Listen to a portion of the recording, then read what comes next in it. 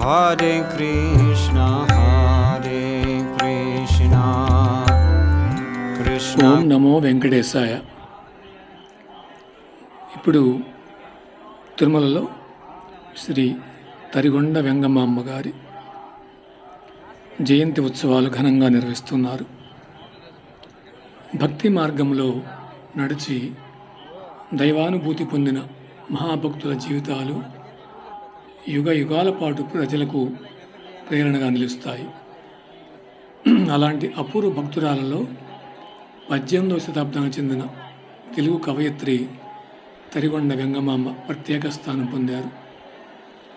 తిరుమల శ్రీ వెంకటేశ్వర స్వామిపై అపారమైన భక్తితో వెంకటాచల మహత్యము, ద్విపద భాగవతం వంటి గ్రంథాలను రచించి భక్తి సాహిత్యంలో చిరస్థాయిగా నిలిచారు.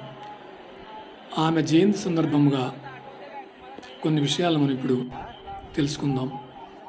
వెంగమాంబ వైశాఖ శుద్ధ చతుర్దశి రోజున చిత్తూరు జిల్లా తరిగొండ గ్రామంలో జన్మించారు. అందుకే ఈ చతుర్దశి రోజు ప్రతి సంవత్సరం ఈ తిథినే ఆమె జయంతి జరుపుకుంటారు. ఈరోజు నరసింహ చతుర్దశి కూడా. చిన్నప్పటి నుంచే వెంగమాంబలో భక్తి భావాలు బలంగా కనిపించేవి. ఆటపాటల కంటే దైవస్మరణకే ఎక్కువ సమయం కేటాయించేవారు. చిన్న వయసులోనే నారాయణ వనానికి చెందిన వెంకటాచలపతితో ఆమెకు వివాహం జరిగింది. అయితే కొద్ది కాలానికే భర్త మరణించడంతో సమాజంలోని కఠిన ఆచారాలను ఎదుర్కొన్నారు. ఆ కాలపు మూఢనమ్మకాల్ని ధైర్యంగా ప్రశ్నించి తన జీవన విధానంతో ఒక కొత్త దారిని చూపించారు. వెంగమాంబ తిరుమల వెంకటేశ్వర స్వామిని తన భర్తగా భావించేవారు. తరిగొండలోని నరసింహస్వామి ఆలయంలో తపస్సు చేసి గుహల్లో ధ్యానం చేస్తూ యోగ విద్యను అభ్యసించారు. గురువు సుబ్రహ్మణ్య దేశికుల నుంచి మంత్రోపదేశం పొందారు. తరువాత తిరుమలకు వెళ్ళి యోగినిగా మారి జీవితమంతా అక్కడే గడిపారు. తిరుమలలో స్వామివారి దర్శనం పొందిన అనంతరం ఆ అనుభూతితో రచనలు ప్రారంభించారు. అక్కడే పూల తోటలు పెంచి ప్రతిరోజు పూలమాలలు సమర్పించేవారు. ప్రారంభంలో ఆలయంలో ప్రవేశం నిరాకరించబడిన ఆమె భక్తిని గుర్తించి తరువాత గౌరవంగా ఆహ్వానించారు. ప్రతి రాత్రి ఏకాంత సేవలో వెంగమాంబ ఇచ్చే హారతి ప్రత్యేకంగా ప్రసిద్ధి చెందింది.